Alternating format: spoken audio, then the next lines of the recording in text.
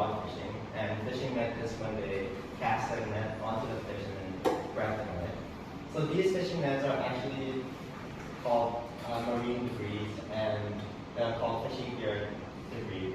And what they are is they're nets and tiny fishing lines that will entangle themselves, so they'll tie themselves up into the corals. And these guys are actually one of the reasons why corals are dying. It's because they go up and then they land on top of corals, and then corals cannot grow because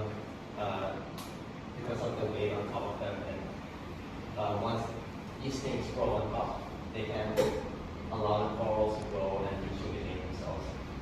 And this is a photo of us collecting the nets and the fishing line in the basket under the water. And then once we collect them, we bring them up here. So yeah, this is some of the restoration work that we did in now. This is what the corals look like when they grow up on the coral nursery that we farm. Yeah. So this one of them is opora or staghorn coral, if you want to know the common name. And then, yeah. So if anyone here knows what corals are, can anybody tell me? I think like it's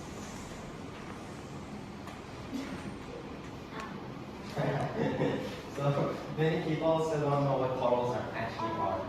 Yeah. Is it some kind of living or something? Yeah. So they're basically living things that live on the seafloor. Yeah, it's basically a living rock, but it's not a rock. Okay. So they're complex animals. So corals are marine animals and they're not plants. So they're different things. So corals are complex marine animals, and then they are found living on the seafloor. So you can see staghorn corals and stuff. Anything that you see sticking up usually is a type of coral or close to a coral. And then these colonies of corals will build up a big coral reef. So one coral is just a coral, and many corals build up together, stacked up together, is called a coral reef. So what we are trying to say is the coral reef itself and not the coral. So when we're talking about coral reefs, is that it's when many corals stack themselves up and make themselves feel like a forest. So a coral reef we can imagine it's like a small forest in certain parts of the land. So whenever you find big forests, anyone can tell me that what is inside a forest.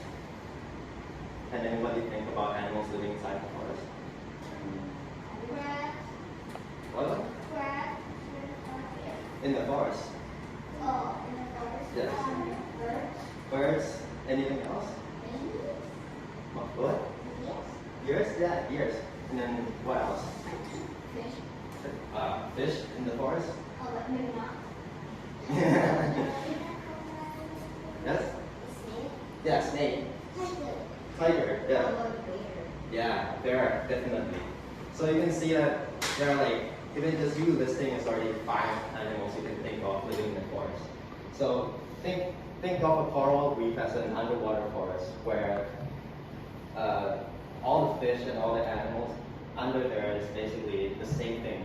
So when you see forest, it's basically a place where it's a habitat or a place where animals can stay. Because plants and trees provide their habitats, right? Who knows the word habitat? Yeah. What is habitat? So I learned about this, but I Maybe inside is okay. yeah. So habitat is basically a scientific word for a place where the animal lives or a home for the animals. It's called a habitat. Yeah. So a bird nest is a bird's habitat. A coral reef is a habitat for fish and any other marine animals you can think of. So crabs, shrimp, any other sea cucumbers, sea slugs, snails, and all these animals and fish and everything like that. They all live inside this coral reef. And corals that also come in many shapes and sizes.